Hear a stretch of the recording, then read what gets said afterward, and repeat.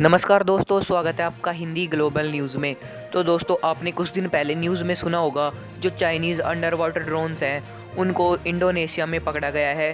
और अमेरिका की इंटेलिजेंस ने भी भारत के साथ ये जानकारी साझा की है कि जो भारत की इंटेलिजेंस है, नेवल इंटेलिजेंस, उनको चोरी कर कर भारत के ख़िलाफ़ ही इस्तेमाल करना चाहता है चाइना।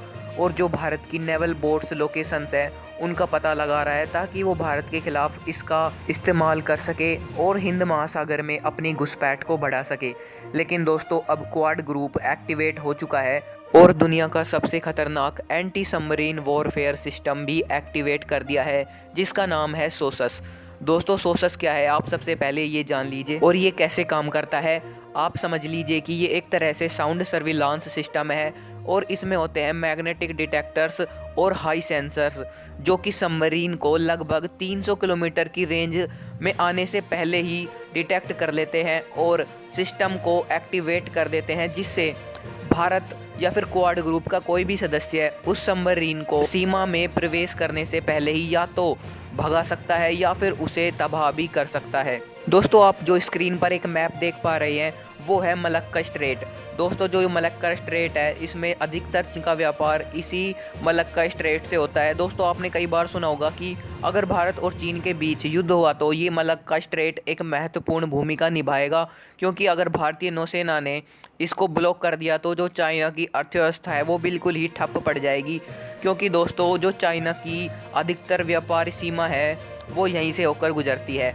और दोस्तों, जो चाइनीज़ सबमरीन हिंद महासागर में घुसपैठ करती है वो भी इसी रास्ते से आती है। और दोस्तों, जो ये SOSUS सिस्टम है, यानी कि सोसस सिस्टम को इसी मलक्का स्ट्रेट पर एक्टिवेट कर दिया गया है। और दोस्तों, जो चाइना की सबमरीन अगर इस मलक्का स्ट्रेट से होकर गुजरेगी तो भारत को पहले ही पता चल जाएगा, या तो भारत उस सबमरीन को सीमा में प्रवेश करने से पहले ही भगा देगा। अगर भारत ऐसा नहीं करना चाहता और उसे तबाह भी करना चाहता है तो भारत ऐसा भी कर सकता है।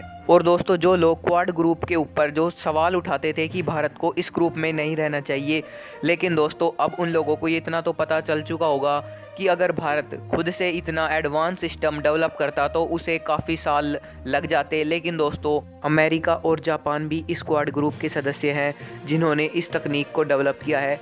और दोस्तों, भारत भी क्वाड ग्रुप का सदस्य है।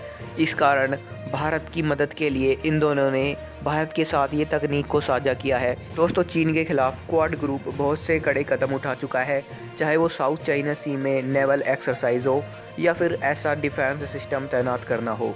तो दोस्तों, चीन अब हिंद महासागर में घुसपैठ करने से पहले 100 बार ज़रूर सोचेगा।